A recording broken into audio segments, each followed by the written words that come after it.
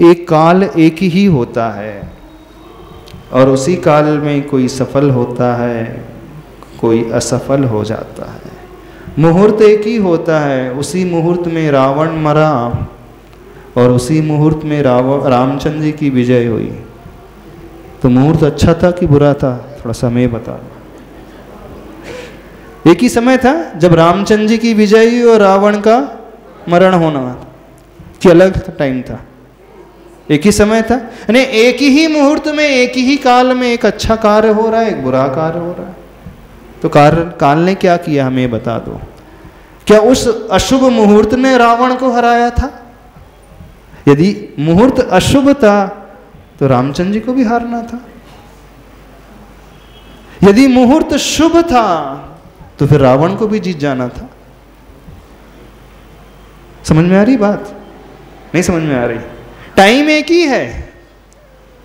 जो इंतजार करते हैं बहुत सारा मुहूर्त का,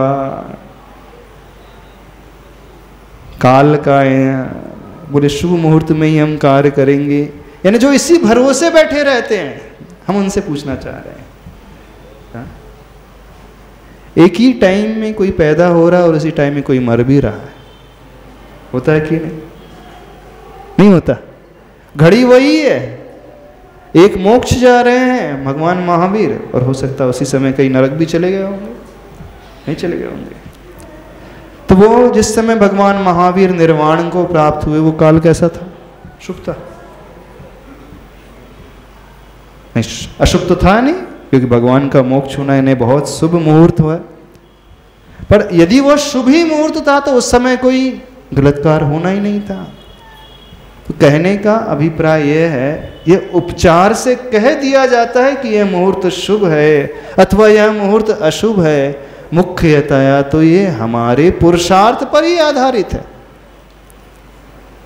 हम मुहूर्त का निषेध नहीं कर रहे हैं, लेकिन शुभ मुहूर्त का इंतजार करते हैं अच्छे अच्छे शुभ मांगलिक कार्यों में, पर उसी भरोसे नहीं बैठना।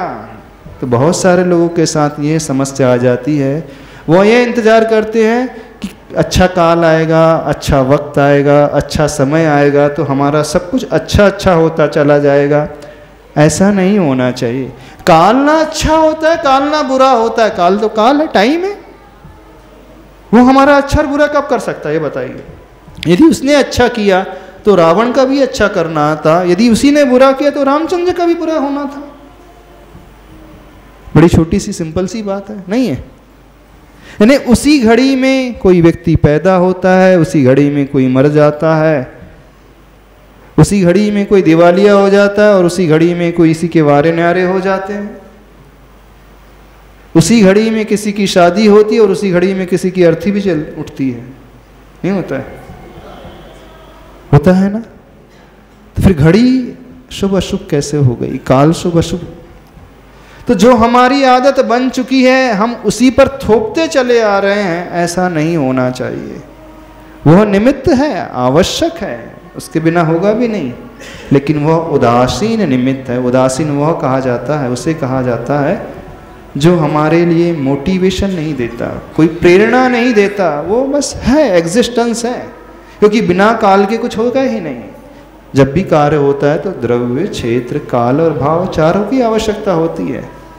जब भी कोई कार्य होगा तो किसी ना किसी टाइम पर होगा ही ना, कि टाइम से ऊपर हट करके होगा, हो ही नहीं सकता। कोई ना कोई टाइम रहेगा।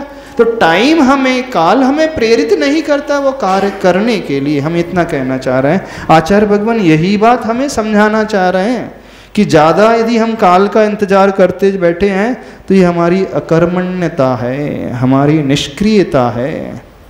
जो बच्चे पढ़ाई करते हैं अथवा जो व्यापारी बहुत ज़्यादा इस पर डिपेंडेंट हैं, उनसे कहना है थोड़ा सा अपने दृष्टिकोण को बदलो और पुरुषार्थ पर अपनी सोच को लाना सीखो। ज़्यादा भाग्य भरोसे मत बैठना। हाँ, व्यवहारिक जीवन में शुभ मुहूर्त देखो, पर मान लीजिए यदि वह ठीक नहीं हुआ तो हम हाथ माथे पे हाथ रख करके बैठ जाएं, अरे कैसा, यानी उस पर पराश्रित इतना ज़्यादा ना हो जाएं। होता यह है व्यक्ति इसी चक्कर में उलझा रहता है, कुंडली के चक्कर में उलझा रहता है, रेखाओं के चक्कर में उलझा रहता है, मुहूर्तों के चक्कर में उलझा रहता है और अपनी मेहनत गौण कर देता है। सबसे ज़्यादा इम्पोर्टेंट यदि इन चारों में कुछ होता है, द्रव्य, क्षेत्र, काल और भावों में सबसे ज़्यादा महत्वपूर्ण होता है हमारा भाव।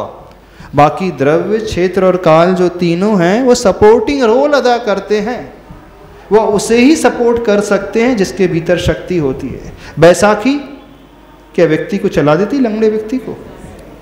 हाँ, लंगड़ा व्यक्ति यदि चलना चाहे तो वो बैसाखी उसके लिए सपोर्ट दे सकती है, सहयोगी बन सकती है, लेकिन बैसाखी उसे चला नहीं रही है।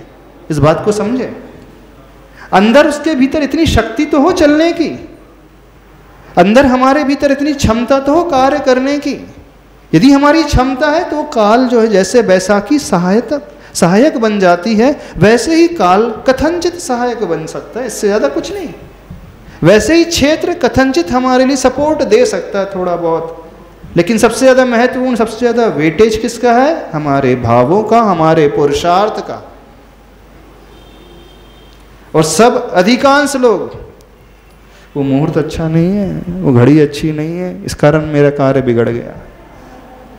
तो जितनी चिंता हम मुहूर्त काल की करते हैं, जितनी चिंता हम अन्य सपोर्टिंग वस्तुओं की करते हैं, काश उतनी ही चिंता अपने पुरुषार्थ की कर ली होती।